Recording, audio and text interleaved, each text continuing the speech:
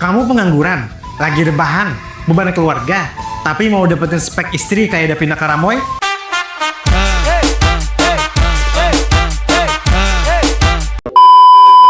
Gak tahu diri. Untuk kamu beban keluarga, aku ada nih 3 pekerjaan yang buat kamu tercengang. Nomor 3, cocok buat kamu yang suka rebahan.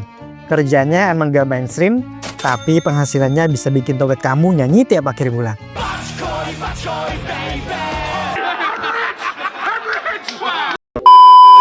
Mulai dari si tukang las bawah laut yang kerjanya literally basah-basahan. Si perancang peta yang ironisnya gak suka jalan-jalan. Dan yang kerjanya cuma nyari masalah demi gaji besar tapi sambil rebahan. Skill mereka unik, gajinya fantastis, dan cocok banget buat kamu yang pengen hidup anti mainstream, tapi tetap cuan. Yuk kita bahas satu-satu sebelum kamu salah jalan. Mungkin kamu jarang dengar, profesi ini jarang banget muncul di kelas bimbingan karir. Atau bahkan keluargamu pun nggak tahu itu. Justru karena jarang yang bisa dan jarang yang mau, gajinya malah fantastis banget loh. Kenapa gajinya bisa 2 digit ya? Ngapain aja sih kerjaannya? Apa sih resikonya? Dan kenapa pekerjaan ini kurang populer di Indonesia? Padahal peluangnya gede banget loh. Siapa tahu kamu mau daftar. Untuk Gen Z dan fresh graduate, cocok nggak sih daftar ini? Dan jurusan apa yang relevan sama pekerjaan ini? Di video ini kita bakal bahas. Jadi siap-siap, karena setelah kamu nonton video ini, mungkin kamu bakal mikir 2 kali tentang pilihan karir kamu ke depannya. Siapa tahu kamu cocok dengan pekerjaan ini ya. Yuk kita mulai dari profesi yang paling ekstrim, paling jarang, tapi income-nya bikin kaget. Wah, kaget.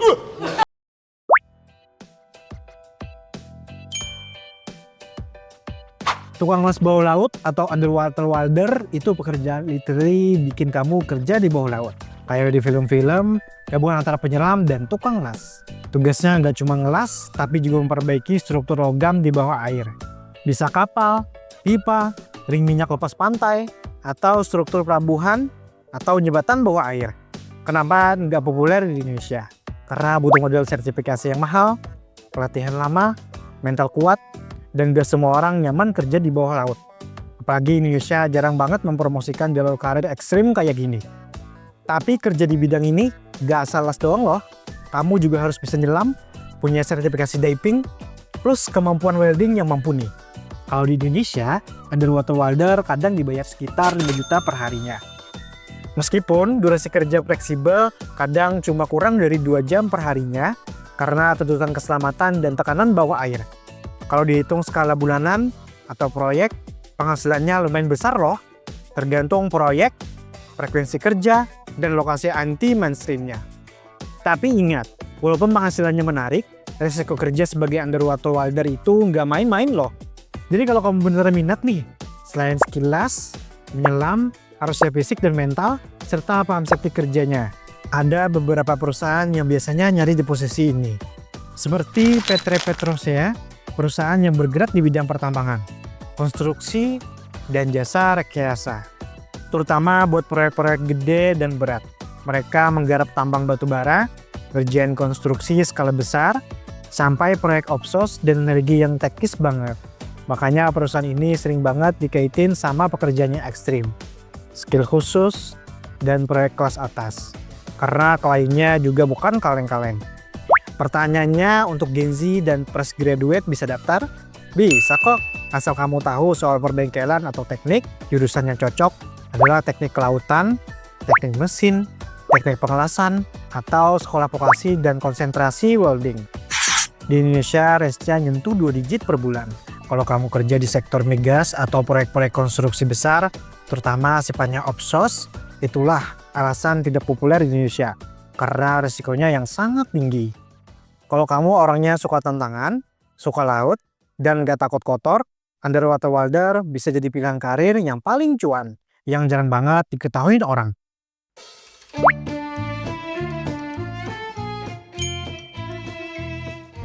Disk spesialis atau remote sensing analysis itu pekerjaan yang berfokus pada menganalisis data geografis. Kamu bakal pakai citra satelit, peta digital, dan data bumi buat bantu perusahaan atau pemerintah ambil suatu keputusan. Kalau kamu penasaran kerja jadi GIS spesialis itu peluangnya di mana aja, Jawabannya ternyata luas banget. Di Indonesia, posisi ini sering dibuka oleh perusahaan agrobisnis dan perkebunan, seperti Smart Agribusiness and Food dan Indofood. Karena mereka butuh pemetaan lahan, analisis wilayah tanaman, dan pengelola data spesial. Selain itu, sektor teknologi dan konsultan juga aktif membuka lowongan. Misalnya Esri Indonesia untuk solusi GIS dan analisis data, BK GIS untuk pemodelan wilayah dan hidrolik. Ada juga perusahaan sebesar PT Arta Demo Engineering untuk staf teknis geodesi dan GIS. Dan bahkan bukan cuma perusahaan swasta, pemerintah kita pun justru jadi salah satu pengguna GIS terbesar. Contohnya Badan Informasi Geospasial yang memang mengurus data peta nasional. Lalu ada Kementerian PUPR, Kementerian Pertanian, Kementerian Lingkungan Hidup dan Kehutanan, sampai Kementerian ATR BPN yang pakai GIS buat pemetaan tanah. Sertifikasi lahan, tata ruang, dan pengelolaan pertanahan, bahkan pemerintah daerah, TNI, dan Polri juga pakai GIS untuk perencanaan wilayah, mitigasi bencana, dan keamanan. Ada juga jalur NGO dan riset seperti WFF Indonesia dan Pantau Gambut yang berfokus ke pemantauan lingkungan dan konservasi. Biasanya mereka mencari di Indite, LinkedIn, situs resmi karir instansi dan perusahaan, portal rekrutmen pemerintah atau SSCSN atau CPNS, dan pusat karir kampus. Jadi kalau kamu punya skill GIS, percaya deh peluangnya bukan cuma di satu pintu, tapi juga bisa masuk ke swasta, NGO, sampai BPN dan instansi pemerintah langsung. Siapa yang kira gajinya 2 digit karena pekerjaan ini sangat teknis? Kamu perlu skill analisis spesialis yang jarang dimiliki orang. Dan banyak perusahaan tambang, perkebunan, sampai pembangunan kota yang butuh tenaga GIS. Spesifikasinya kamu harus bisa pakai software seperti ArcGIS atau QGIS, paham geospasial, bisa membaca citra satelit, dan punya kemampuan analisis data yang kuat. Dan juga termasuk mengelola data satelit, bikin peta, membaca pola perubahan lahan, memprediksi dampak lingkungan, dan ngasih insting penting yang nggak bisa dilakukan tanpa teknologi GIS. Kenapa jadi tidak populer di Indonesia? Karena penjurusannya yang spesifik, materinya yang rumit, softwarenya yang mahal, dan jarang orang terpapar sejak sekolah. Padahal peluang kerjanya besar banget dan luas. Tenang, Gen Z dan fresh graduate bisa masuk kok, asal punya dasar kartografi dan pemetaan. Jurusan cocoknya geografi, geologi, geodesi, perencanaan wilayah dan kota, atau kehutanan. Kerja di bidang GIS itu nggak cuma keren tapi stabil, karena perusahaan besar selalu butuh data lokasi buat ngatur strategi. Jadi karir jangka panjangnya aman banget loh. Kalau kamu suka data, suka visualisasi peta, suka Depina,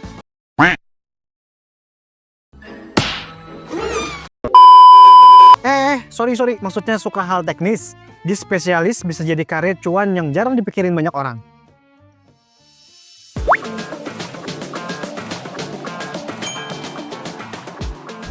Kalau ngomongin game tester atau QA di Indonesia, ini bukan cerita kosong, karena lowongannya nyata dan dibuka oleh perusahaan besar. Contohnya iGet, studio game lokal terbesar di Indonesia, yang rutin membuka posisi game tester dan QA untuk proyek game dan internal mereka. Lalu ada Garena, publisher game terbesar Asia Tenggara, yang juga sering mencari game QA untuk memastikan kualitas game sebelum rilis. Dan selain itu, mungkin kalian juga sering banget mainin game mobile ini. Ngonton, development Mobile Legends ini membuka posisi QA atau game tester, terutama untuk menguji fitur dan update yang terbaru. Nah, yang bikin menarik, perusahaan-perusahaan tadi rata-rata nyari orang yang suka main game, tapi juga teliti. Tugas utamanya bukan ngejar rank, tapi nemuin bug, error, dan pengalaman pengguna yang bikin kesel sebelum game itu dirilis ke publik. Makanya skill yang punya kemampuan problem solving, perhatian detail, pemahaman tentang development pipeline, dan sedikit skill basic programming atau QL tools. Supaya laporan kamu lebih efektif, bikin laporan bug yang jelas, dan paham alur dengan pengembangan dasar software yang dikembangin. Gajinya memang 2 digit, tapi bikin kamu puyeng. Karena kualitas game itu menemukan reputasi perusahaan. Dan bagian QA adalah fondasi supaya game bisa dimainin tanpa error. Jadi tanggung jawabnya besar banget loh. Nah, inilah yang membuatnya tidak populer di Indonesia. Karena banyak yang mikir kerjaannya main game doang. Padahal kerjanya repetitif, stres, deadline ketat, dan perlu kemampuan analisis yang tinggi. Jadi banyak orang cepat menyerah.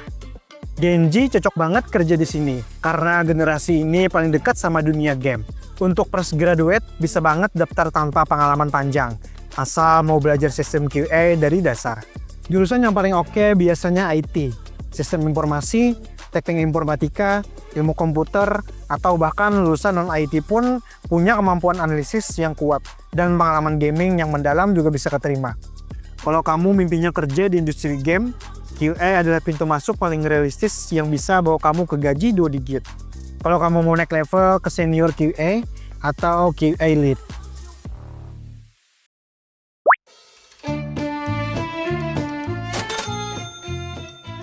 Alasan utama gaji mereka bisa 2 digit adalah karena skill mereka yang langka. Perusahaan butuh orang yang terlatih dan berani, sementara jumlah kandidatnya yang sangat sedikit di Indonesia. Skill teknis tinggi selalu dihargai, apalagi untuk pekerjaan ekstrim seperti underwater welder yang resikonya langsung bersinggungan dengan keselamatan dan infrastruktur besar bernilai miliaran. Di dunia game dan teknologi, GIS dan QA adalah fondasi kualitas. Kalau produk gagal, kerugian perusahaan bisa berlipat. Jadi perusahaan rela bayar mahal demi mencegah masalah. Selain itu, pekerjaan ini butuh spesifikasi, perangkat mahal, dan jam belajar yang panjang. Jadi wajar kalau mereka dibayar lebih tinggi dari rata-rata pekerjaan populer. Dan juga karena permintaan tinggi, industri migas, geospesial, dan game terus berkembang. Tapi suplai tenaga ahli masih kurang. Kalau kamu bisa dapetin gaji 2 digit, asal kamu punya skill teknis dan spesifikasi yang tepat,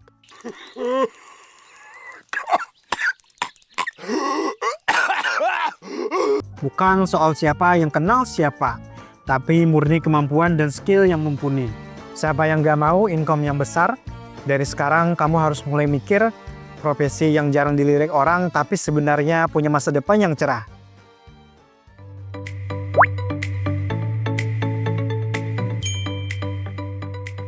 Underwater welder jelas punya risiko fisik yang sangat tinggi, mulai dari tekanan air, kecelakaan listrik, sampai ketidakseimbangan alat. Makanya pekerja dengan mental baja sangat dihargai.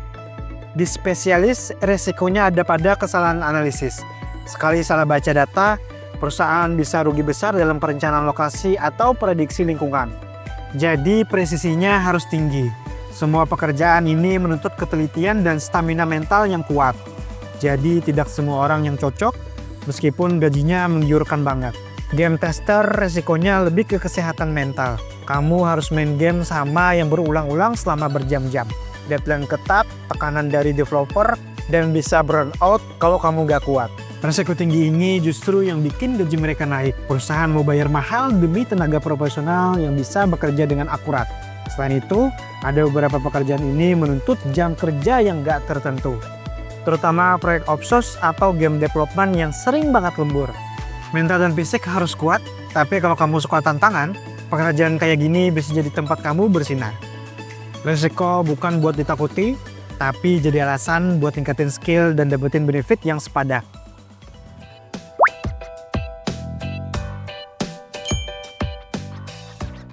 Tunggu apa lagi buat kamu yang Gen Z berhenti gak percaya diri. Bangkit dari kasurmu, jangan jadi beban di keluarga mulu. Yang fresh graduate juga nggak perlu takut, selama kamu punya dasar kemampuan, portofolio kecil, atau sertifikasi tambahan, kamu udah punya peluang besar buat lolos. Underwater welder mungkin butuh proses yang lebih lama, tapi kalau kamu mulai dari sekolah vokasi teknis, kamu bisa naik level sampai dapat sertifikasi menyelam. Di spesialis juga terbuka untuk pemula. Yang penting kamu bisa software pemetaan dan ngerti dasar-dasar data spesial. Sisanya bisa dipelajari sambil kerja. Game tester paling mudah dimasuki oleh fresh graduate. Apalagi industri game lagi berkembang dan butuh banyak tenaga QA baru buat proyek besar. Selain itu, ada banyak pelatihan online dan sertifikasi murah yang bisa kamu ikuti sendiri. Jadi kamu nggak perlu tunggu orang lain buat buka jalan. Yang penting adalah kemampuan kamu belajar dan ketekunan.